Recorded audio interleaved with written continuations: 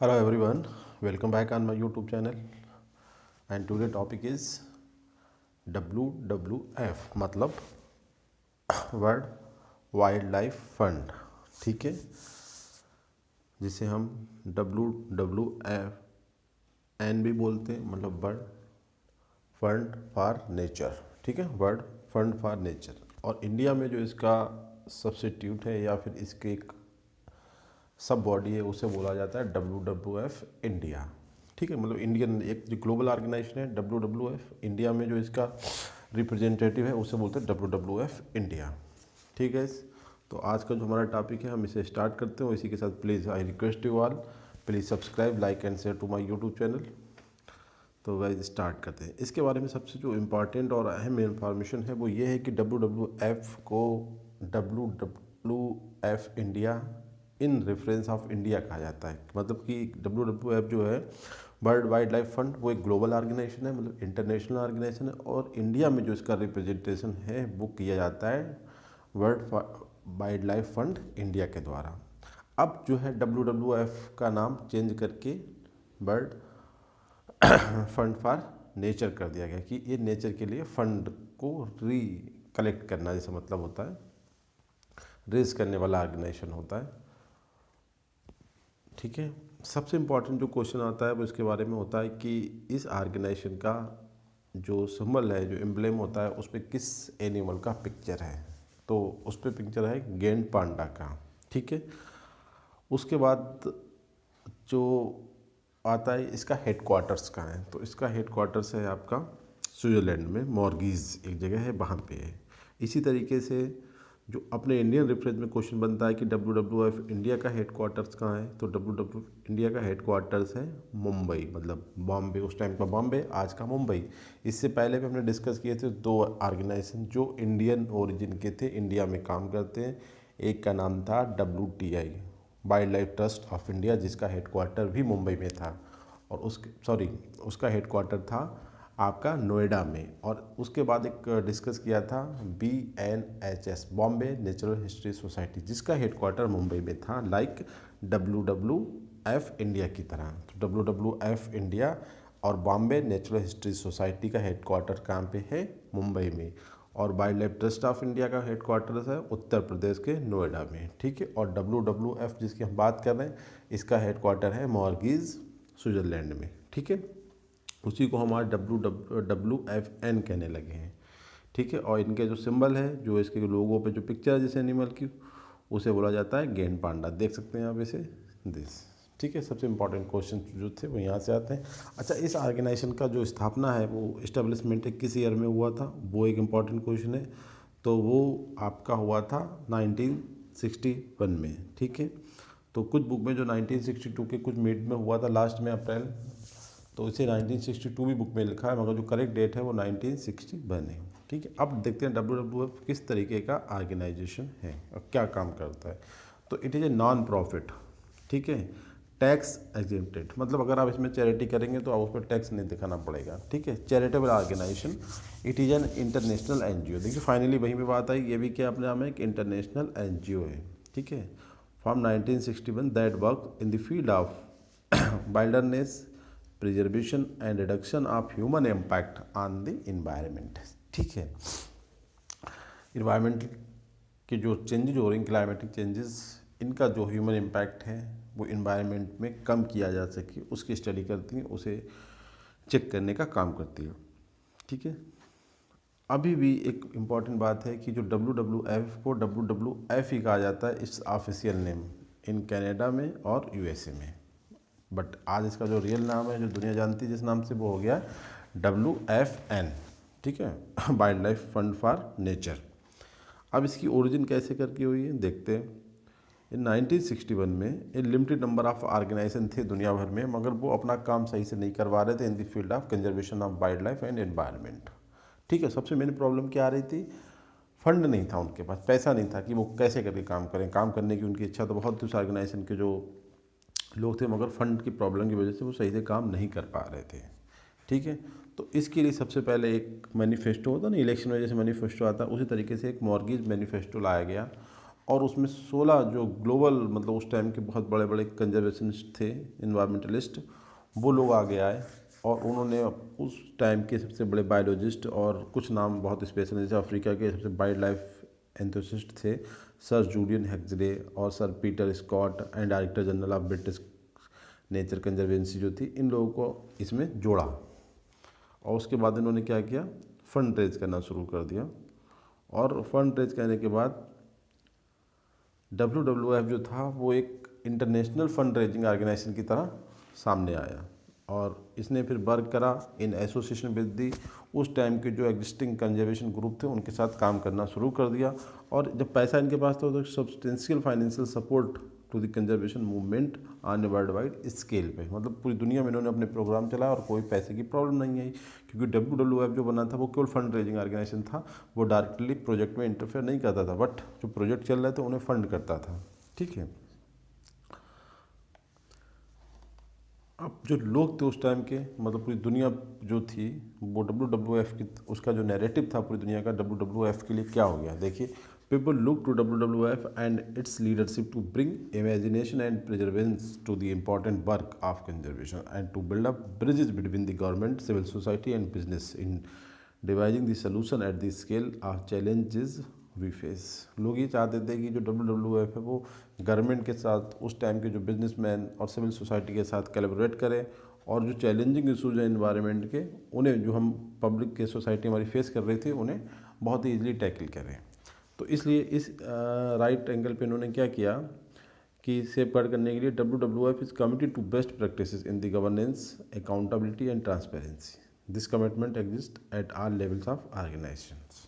इन्होंने वैसा करके दिखाया भी। ठीक है, अब हमें ऐसा लगता है कि WWF केवल वाइल्ड लाइफ कंजर्वेशन की फील्ड में काम करता है, तो यहाँ पे थोड़ा सा कन्फ्यूजन दूर हो।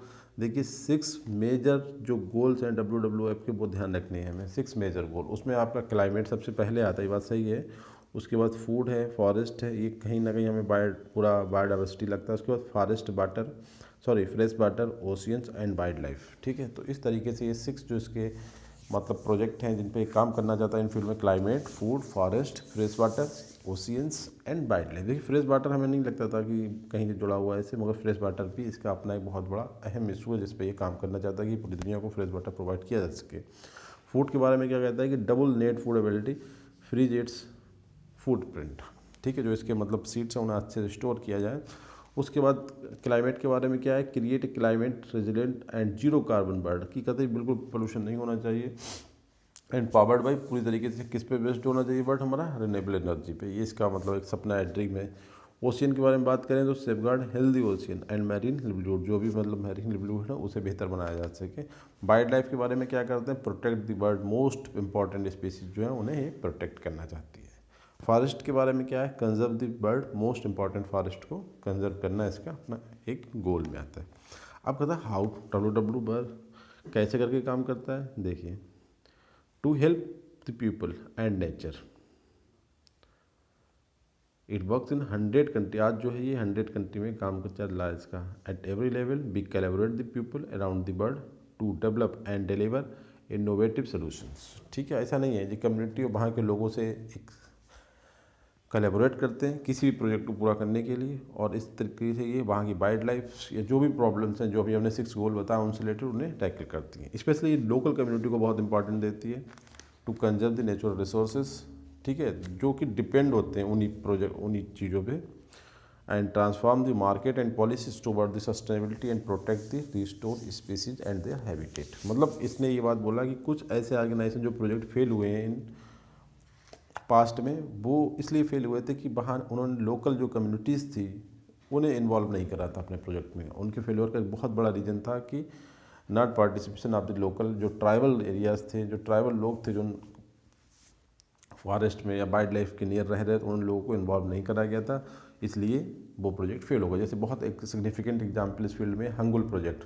ठीक है, हंगुल प्रोजेक्ट जो था स्पेशली कश्मीर की जो डिस्ट्रिक्ट नेशनल पार्क है उसके अराउंड जो एरिया हिमाचल प्रदेश का गमगुल वाइल्ड लाइफ सेंचुरी, वहाँ पे चलाया गया था, मगर वहाँ पे जो था मिलिटेंसी पे एक बड़ा रीजन था, बट उसमें उन्होंने not participate of the local जो वहाँ के ट्राइबल्स थे उन्हें इन्वॉल्व नहीं करा था, तो प्रोजेक्ट कुछ टाइम तक सक्सेसफुल रहा, उसके बाद फेल हो गया। तो बट ये जो होता है WWF, इसके मोस्टली प्रोजेक्ट में लोकल कम्युनिटीज़ को बहुत ही इंपॉर्टेंस दिया जाता है।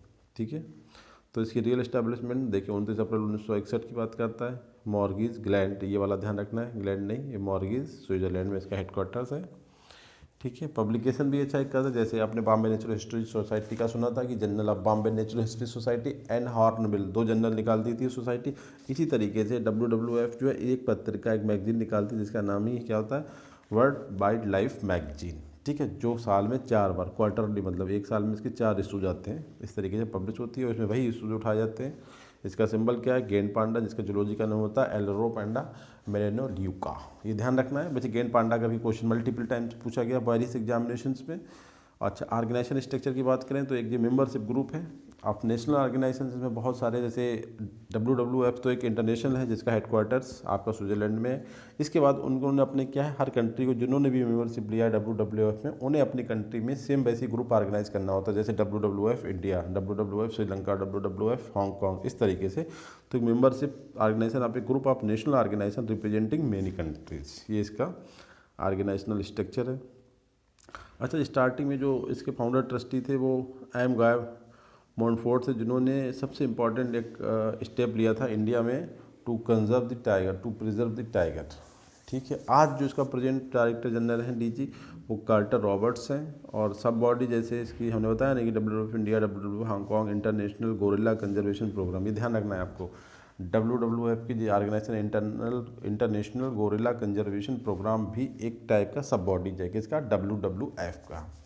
इसके बाद जो इसके फर्स्ट प्रेसिडेंट थे, ये तो इसके डायरेक्टर जनरल थे कार्टर रॉबर्ट्स, और जो फर्स्ट प्रेसिडेंट थे वो थे FRH प्रिंस बर्नार्ड। ठीक है, इस सोसाइटी के। इसके बाद हम बात करते हैं जो इन्होंने सबसे इम्पॉर्टेंट काम किए अभी तक इस सोसाइटी ने, वो था एक तो फंड रेजिंग ऑर्गेनाइजेशन में इसका मतलब उदय हुआ था या फॉर्मेशन हुआ था, मगर जो इन्हें एक काम किया था, जो एक अरेबियन ऑरेक्स मतलब एक टाइम का एनिमल होता है, इसे इन्होंने सबसे पहले प्रिजर्व किया था, वहाँ के इंडिविजुअल स्पीसीज को प्रोटेक्शन प्रोवाइड किया था। Too much important role in care and nature, बाद में ही कन्वर्ट हो गया पूरा केयर एंड नेचर टाइप के ऑर्गेनाइजेशन में। कहने का मतलब है मेजर माइलस्टोन ये कि ये शुरू में जब इसका एस्टेब्लिशमेंट हुआ था, जब इसका फॉर्मेशन हुआ था, तो just a fund raising organization था।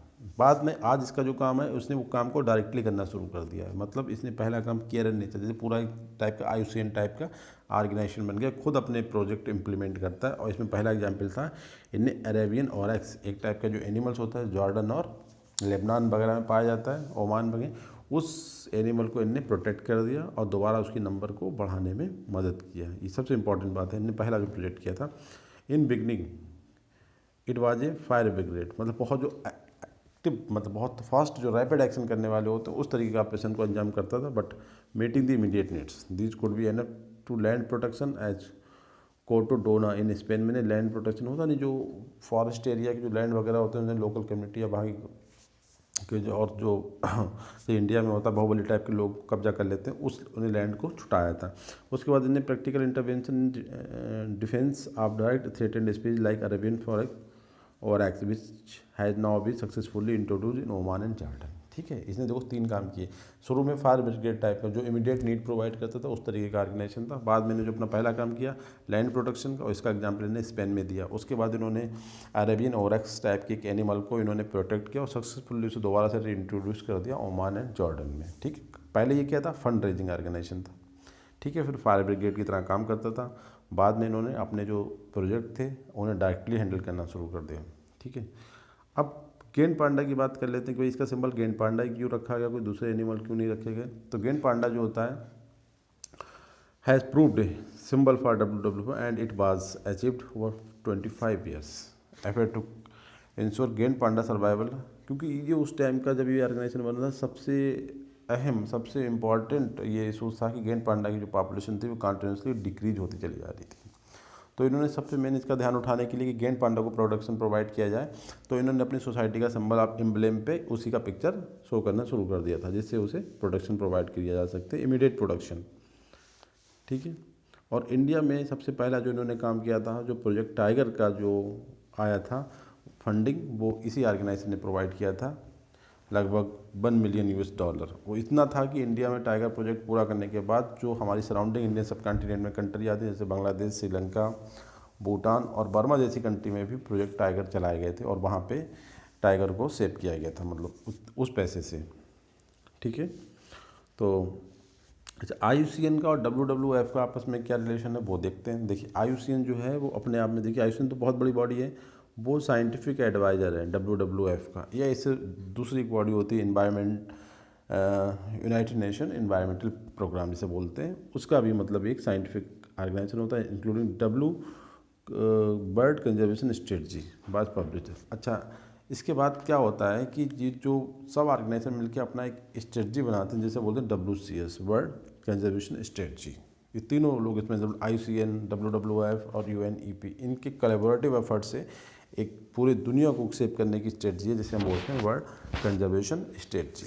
ठीक है, अब it is a action plan to save the bird, पूरी दुनिया को, its people and poly species. ध्यान रखना है ये, it action plan to save bird, people and its species. It may be mentioned that scope and activities of WWF are not restricted to animal only. ये भी important है, लोगों को ये लगा WWF केवल एनिमल की बात करता है, क्योंकि गेट पांडा का पिक्चर लगा हुआ है, ऐसा नहीं है। इनका अपना प्लांट को भी प्रिजर्व करने का एक पूरा सिस्टम है। Plants are an integral part of WCS, जो इन्होंने बर्ड कंजर्वेशन स्ट्रेटजी बनाई है उसमें प्लांट भी इंटीग्रल पार्ट है।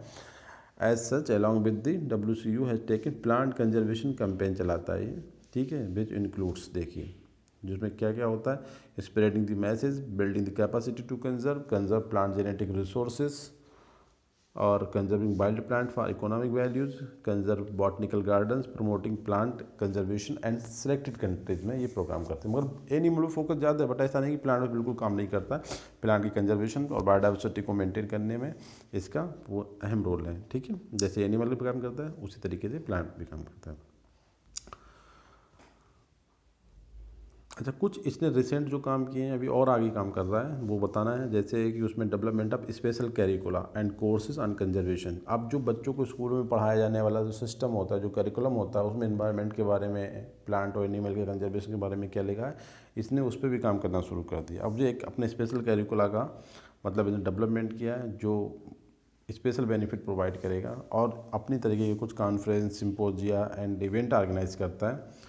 ठीक है, with the help of industrial groups और to create the awareness about the conservation of the biodiversity. जो इसके DG थे स्टार्टिंग के, जिनका नाम था चार्ल्स D. हेल्स, उन्होंने अपनी 25 एनिवर्सरी पे कहा था कि our aim is to mobilize many new constituencies in support of conservation for the food of nature and mankind. ये उनका स्टेटमेंट था। अच्छा, अब इसका नाम जो है वो चेंज करके क्या हो गया, वर्ल्ड फंड फॉर नेचर। देखिए WWF, इसके बारे में देखें क्या हिस्ट्री, कैसे हुआ था। After silver jubilee celebration at monastic city SAC, इन्होंने अपना जो था सिल्वर जुबली मनाया था, 25 साल कब मनाए थे, 1986 में 25 साल इससे हो गए थे। और इन्होंने जो इटली का एक शहर है बहुत ही फेमस, जो मोनास्टिक टाउन है वहाँ पे अपना सिल्वर जुबली मनाया था 86 में, और कहा कि WWF का नाम हम कर दे रहे हैं वर्ल्ड फंड फॉर नेचर। ये ध्यान रखना है, बहुत इंपॉर्टेंट क्वेश्चन, कि WFN कब बना, उसका कन्वर्जन कब हुआ, नाम का रीनेम्ड कब हुआ, तो ये आपका हुआ था 1986 at the time of it silver jubilee celebration in the Italy. ठीक है, उसके बाद आप इनकी जो थोड़ा था ग्रिप और बढ़ी। आज इनका जो वर्क है लगभग 130 कंट्रीज में चल रहा है। ठीक है, जिसमें कुछ इंपॉर्टेंट प्रोजेक्ट, जैसे हमारे इंडिया की बात करें तो project tiger is best illustration of its approach. अब इसके जो फाउंडर थे मिस्टर गाय माउंटफोर्ड, और जो ट्रस्टी भी थे, उन्होंने एक project campaign to save the endanger tiger in 1972। A wildlife census had revealed that कि tiger population had reduced to only 1827, मतलब 1827 फ्राम एन एस्टिमेटेड जो 40,000 थे 1900 में, वो अब कितने रह गए 1972 में, ओनली 2000 मान सकते हैं ऑलमोस्ट। ठीक है, तो उन्होंने इंडिया में इस तरीके से 1972 में एक प्रोजेक्ट के लिए फंडिंग किया। मगर इसका सही डेट आता है जब प्रोजेक्ट आएगा, वो 1973 डेट है, ये कब लॉन्च हुआ। इन्होंने मतलब अपना 1972 में अपना वो करा था कि हम फंड करेंगे इंडिया में टू कंजर्व द टाइगर। देखो बहुत सारा उन्होंने पैसा दिया था। अब इसके साथ जो कुछ काम करने वाले ऑर्गेनाइजेशन, जैसे आपका world bank, bird resource institutes and conservation international, ध्यान रखना है क्योंकि ये इसके सब डिविजन्स हैं, सब ऑर्गेनाइजेशंस हैं जो इसके साथ मिलकर काम करते हैं। वर्ल्ड बैंक भी इसे फंड करता है। अब हम अपने इंडिया में आ जाते हैं कि हमारे इंडिया में इसकी टाइप का जो बॉडी है जो इसे सपोर्ट करता है वो क्या है, ये सेम वही बॉडी, बर्ड वाइल्ड फंड, ठीक है, world wild life fund India, मगर इसके अगला क्योंकि इंडिया का है ये, ठीक है। तो इसका एस्टेब्लिशमेंट देखिए वहाँ पे कितना हुआ था 61 में, 1961।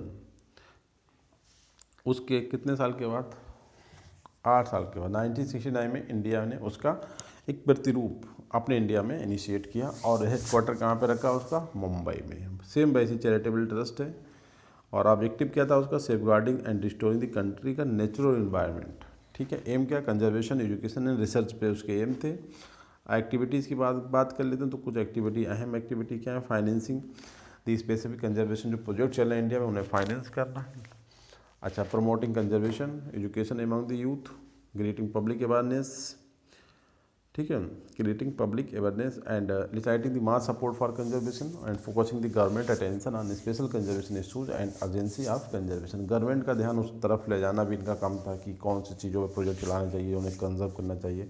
यूथ के बीच में एजुकेशन, एनवायरमेंटल एजुकेशन जैसे होना चाहिए, बायोडाइवर्सिटी के बारे में अवेयरनेस क्रिएट करना, ये इनके कुछ इंपॉर्टेंट वर्क थे WWF इंडिया के, ठीक है। और फंड भी सपोर्ट करना। अच्छा, कुछ इंपॉर्टेंट जो WWF इंडिया के मतलब प्रोजेक्ट उन्होंने चलाए थे पास्ट में जिनके बारे में हम बात करें, देखिए वो था अंडमान पिग स्टडी, बहुत इंपॉर्टेंट है, crane conservation project, crocodile breeding project, ecological survey of western Ghat, sloth bear project. Sloth bear एक एनिमल होता है। क्रोकोडाइल प्रोजेक्ट हम बात कर चुके हैं, क्रेन के बारे में जो इंडिया उत्तर प्रदेश में होती है, साइरस क्रेन, ठीक है। अंडमान पिग स्टडी, इसके कुछ इंपॉर्टेंट प्रोडक्ट हैं और सी टर्टल पे भी इन्होंने उसके स्टेटस पे काम किया है।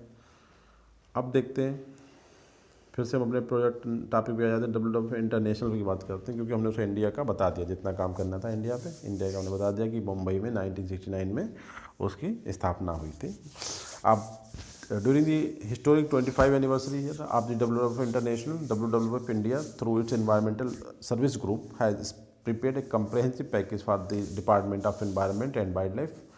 उसका टाइटल क्या रखा था कि एक multimedia campaign for the conservation action in India. मतलब WWF इंडिया ने WWF इंटरनेशनल की सिल्वर जुबली पे एक कैंपेन लॉन्च किया जिसका टाइटल था ए multimedia campaign for the conservation action in India, ठीक है। अच्छा, अब इम्पॉर्टेंट बात आती है कि जो अभी तक जिन एनिमल पे WWF इंडिया ने WWF इंटरनेशनल जो काम किया वो एनिमल कौन से हैं उनको देखिए। सबसे इंपॉर्टेंट गेंड पांडा जो कि इसका सिंबल भी है, और सबसे अहम यहाँ बात आती है इन्होंने इसके बारे में बहुत कुछ काम किया और ये इंपॉर्टेंट है कि इसे अपग्रेड कर लिया, फ्रॉम इंडेंजर्ड में चला गया था, एक टाइम ये था, आज एक जो है वल्नेबल में है। ये इंपॉर्टेंट, बहुत इंपॉर्टेंट क्वेश्चन यहाँ आते हैं। 3 एनिमल का मैंने नाम आपको बता रखा है। अभी इसके बाद मैं एक MCQ का लिस्ट अपलोड करूँगा, उसमें 3 एनिमल ऐसे हैं जिनका अपग्रेडेशन हुआ है, 2 का अपग्रेडेशन हुआ है और 1 का डिग्रेडेशन हुआ है। मतलब यहाँ पे देखिए ये पहले किस कैटेगरी में था, इंडेंजर्ड में था।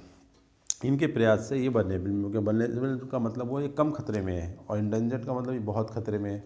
तो यहाँ पे with the effort of WWF जो गेंड पांडा था आज वो वल्नेबल है। पहले ये क्या था, इंडेंजर्ड था, मतलब बहुत खतरा था, अब इस पर कम खतरा हो गया, ठीक है, कम स्ट्रेस है। इसी तरीके से टाइगर पे स्टडी करते हैं। टाइगर भी इनका अहम पॉइंट है जिसका स्टेटस क्या होता है, इंडेंजर्ड है। एलिफेंट देखिए 2 तरीके का होता है, एशियन भी होता है और अफ्रीकन होता है। तो अफ्रीकन वाला तो कम खतरे में, एशियन वाला ज़्यादा खतरे में है। मतलब ज़्यादा खतरे का मतलब इंडेंजर्ड है और अफ्रीकन वाला वल्नेबल है। इस तरीके से गोरिल्ला के पास भी 2 तरीके का स्टेटस है, नहीं गोरिल्ला अपग्रेड हुआ है, गोरिल्ला पे काम किया था WWF ने और इसका स्टेटस क्रिटिकल इंडेंजर्ड से कहाँ पे आ गया, देखिए इंडेंजर्ड। मतलब क्रिटिकल इंडेंजर्ड जो है वो बहुत खतरनाक है, उसे इंडेंजर्ड मिला है ये। और जो गेंड पांडा था वो इंडेंजर्ड था, उसे ये वल्नेबल मिला है, मतलब दोनों अपग्रेड हुए। इसके बाद हम और कुछ एनिमल हैं। सी टर्टल का स्टेटस देखिए क्या है, इस पर काम करते हैं, ये इंडेंजर्ड है। राइनो भी इंडेंजर्ड है और वेल्स भी इंडेंजर्ड है। ये कुछ इंपॉर्टेंट एनिमल्स हैं जिस पे WWF ने काम किया है। पोलर बियर्स जो है उस पर भी काम किया, मगर पोलर बियर्स वल्नेबल है, अभी मतलब बहुत ज़्यादा इस पर प्रॉब्लम नहीं है। अब गेंड पांडा चूँकि इसका सिंबल है, इसके बारे में बहुत ज़्यादा गेंड पांडा का नाम जाना जाता है WWF, तो इसके बारे में थोड़ी सी इन्फॉर्मेशन और डिटेल में ले ली जाए। गेंड पांडा का इन्होंने क्यों स्टार्टिंग में अपना सिंबल बनाया था, देखिए सबसे मेन है इसकी पॉपुलेशन ही कम थी। दूसरा लॉन्ग गेस्टेशन टाइम, मतलब बहुत टाइम मतलब होता नहीं 5 साल में एक बार रिप्रोडक्शन बच्चा प्रोवाइड करता है, मतलब बच्चे देता है। उसके बाद इसकी जो रिप्रोडक्टिव रेट है वो बहुत मतलब कम है।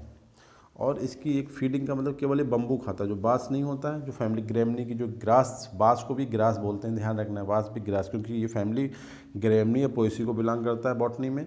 तो उसमें जितने मेंबर्स आते हैं उन्हें हम ग्रासेस कहते हैं। तो बम्बू का प्लांट हमें लगता तो है, मगर बम्बू भी जो टेक्सोनॉमिकली देखा जाए तो वो ग्रास होती है। तो ये ध्यान रखना है कि केवल बम्बू को खाता था, ठीक है, बांस का प्लांट। ये भी इंपॉर्टेंट कि हम केवल एक सिंगल टाइप की डाइट लेंगे तो हमारे ऊपर कहीं ना कहीं फूड मटेरियल का स्ट्रेस रहेगा, वो भी अगर फूड मटेरियल ख़त्म हो जाए तो हमें लाइफ सपोर्टिंग प्रॉब्लम्स ख़त्म हो जाएंगी हमारे लिए, ठीक है। तो ध्यान रखना, पॉपुलेशन कम थी, लॉन्ग जनरेशन टाइम था, लो रिप्रोडक्टिव टाइम था, और केवल एक ही पार्टिकुलर फूड पे अपना फीड करता था। तो ये सब प्रॉब्लम थी इसके लिए कि कैसे करके सर्वाइव कर पाएगा, इसीलिए ये काफ़ी चैलेंजिंग था उस टाइम, और इन्होंने अपना सिंबल बना लिया। तो जितनी भी प्रॉब्लम्स हैं इसके लिए इन्होंने करा, और इसे आज इन्होंने अपना अपग्रेड करा लिया, मतलब इंडेंजर्ड कैटेगरी में है। कहाँ से? क्रिटिकल इंडेंजर्ड से सॉरी, ये वन लेवल में है, कहाँ से? इंडेंजर्ड से।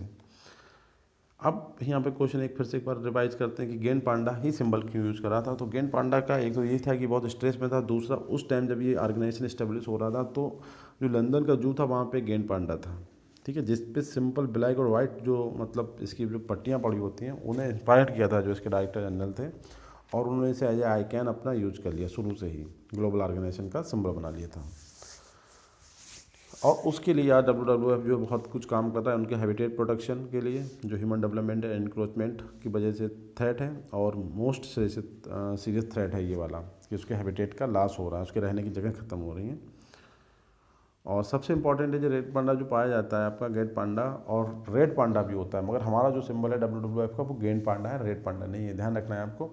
और ये पाया जाता है आपका चाइना में। तो WWF चाइना और एक ऑर्गेनाइजेशन है डिज्नी कल्चर, डिज्नी नेचर, इन दोनों मिलके ये काम कर रहे हैं। और इन्होंने काफ़ी हद तक जो वहाँ के जो पांडा के जो रास्ते थे जहाँ पर वो रहता था, उसके जो कॉरिडोर थे, उन्हें पूरे चाइना में मर्ज कर दिया, मतलब जोड़ दिया, जिससे कि इनके मतलब हैबिटेट का जो लॉस ना हो, और हैबिटेट के बाद बहुत कुछ हो जाए मूव करने के लिए। एज ए रिजल्ट उसके निकल के आया कि पांडा का जो था स्टेटस अपग्रेड हो गया, मतलब उसकी नंबर कहीं ना कहीं बढ़ गई, जो खत्म हो रहा था उसकी नंबर फिर से बढ़ने लगी। आज वो इंडेंजर्ड कैटेगरी से वन लेवल कैटेगरी में आ गया, रेड लिस्ट की, ठीक है। तो ये चाइना में पाया जाता है।